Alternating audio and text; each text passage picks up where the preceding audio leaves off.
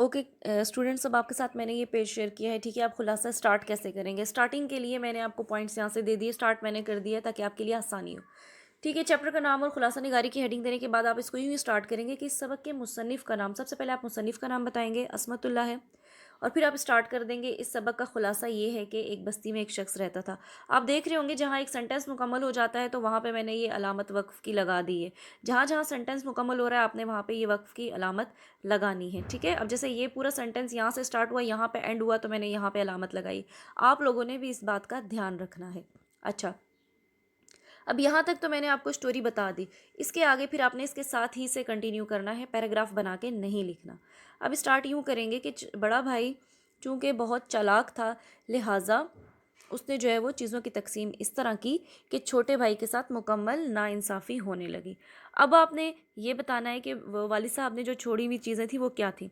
वालिद साहब इन जो बच्चों का जो वालिद था, उन्होंने जो चीज़ें अपने फ़ौत होने के बाद जो अपने बच्चों में तकसीम की थी वो ये थी, जिसमें एक खजूर का दरख्त था, एक गंदम का खेत था, एक भूरी गाय थी और एक रज़ाई थी, ठीक है। या आप पहले बता दें, ठीक है। मेरी छोड़ी हुई चीज़ों को आपस में बांट लेना और फिर आप यहाँ पे बता दें कि जो उनके वालिद की छोड़ी हुई चीज़ें थी वो ये थी, 4 चीज़ें थी वो ये थी। बड़ा भाई चूँकि बहुत समझदार और चालाक था तो उसने चीज़ों की तकसीम इस तरह की कि छोटे भाई के हिस्से में कोई भी चीज़ ना आती थी और छोटा भाई किसी चीज़ को इस्तेमाल ना कर सकता था। फिर छोटा भाई अपने बड़े भाई की मुसलसल इस बात से जो है वो मुसलसल परेशान रहने लगा और बेहद तंग आ गया। फिर उसने एक समझदार शख्स से रब्ता किया और उस शख्स ने उसे कुछ बातों को जो है वो कुछ बातें बताईं और उन बातों पर अमल करके जो है वो छोटे भाई ने उन बातों पर अमल किया। उस समझदार शख्स ने छोटे भाई को ये मशवरा दिया कि तुम्हारा भाई जैसा है उसके साथ वैसा ही सलूक करो, यानी ऐसे को तैसा, जैसे कि इस चैप्टर का नाम है, जो जैसा हो उसके साथ वैसा ही सलूक किया जाए।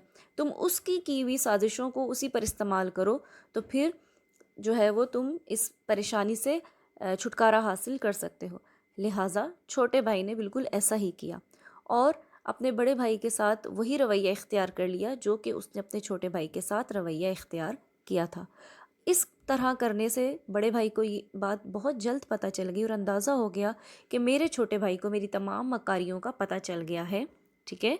और अब बेहतरी इसी में ये है कि मिलजुल कर रहा जाए और इन चीज़ों को इस तरह तकसीम किया जाए कि हम दोनों भाई इनको इस्तेमाल कर सकें और हम दोनों में कोई जो है वो किसी के साथ नाइंसाफ़ी ना हो।